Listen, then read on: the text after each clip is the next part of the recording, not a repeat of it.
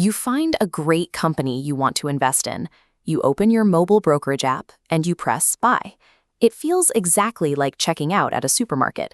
You hand over your money and the digital store pulls a share of stock off its shelf and drops it into your account. Or maybe you picture the classic chaotic exchange floor, hundreds of traders shoulder to shoulder, yelling over each other to lock in a trade. But neither of these are how modern trading actually works. The stock exchange holds zero inventory. It owns absolutely no shares to sell you, and it has no say in the price you pay. If Apple is trading around $220, why can't you just type in $1 and buy it? If the exchange isn't selling to you, who exactly is on the other side of that trade? The answer lies inside the digital matching engine. What happens in the exact milliseconds after your thumb leaves that glass screen reveals the actual mechanics of global finance. The modern stock exchange is simply a massive, high-speed, two-sided auction. Buyers submit maximum purchase prices, called bids. Sellers submit minimum acceptable prices, called asks. The highest bid and lowest ask push to the top. The remaining gap is the bid-ask spread. Heavily traded companies have a 1 penny gap, while obscure companies have a massive gap. This gap measures a stock's liquidity. A tight spread lets you trade easily, while a wide spread acts as a hidden tax, eating your money.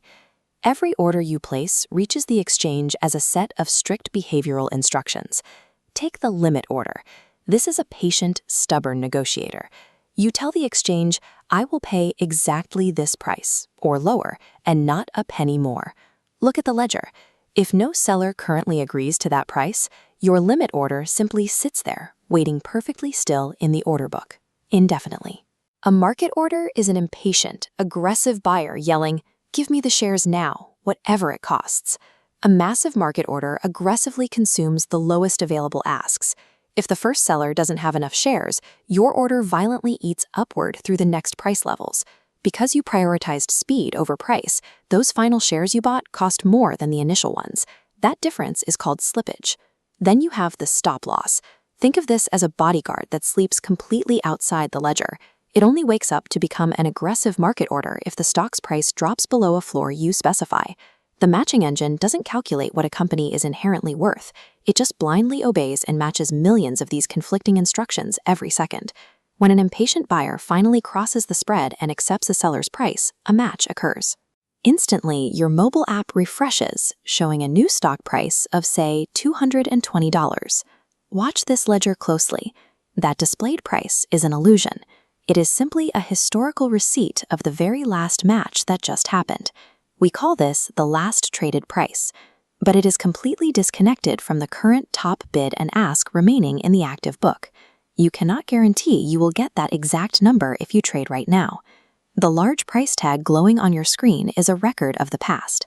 The actual future of the stock lives entirely in the spread. Let's see what happens when the real world intervenes. A news alert flashes across screens worldwide. A major, beloved CEO has abruptly resigned. Watch the order book's reaction. Panicked buyers instantly cancel their high bids, refusing to pay the old price. Desperate sellers flood the system, aggressively lowering their asks to chase the fleeing buyers. The exchange didn't decide to lower the stock price to punish the company. The price fell purely because the mathematical sorting of thousands of panicked human instructions dragged the top of the ledger downward. A stock market is a perfectly neutral, high-speed mirror. It holds no opinions on value. It simply reflects the collective fear, greed, and demands of millions of participants back at themselves.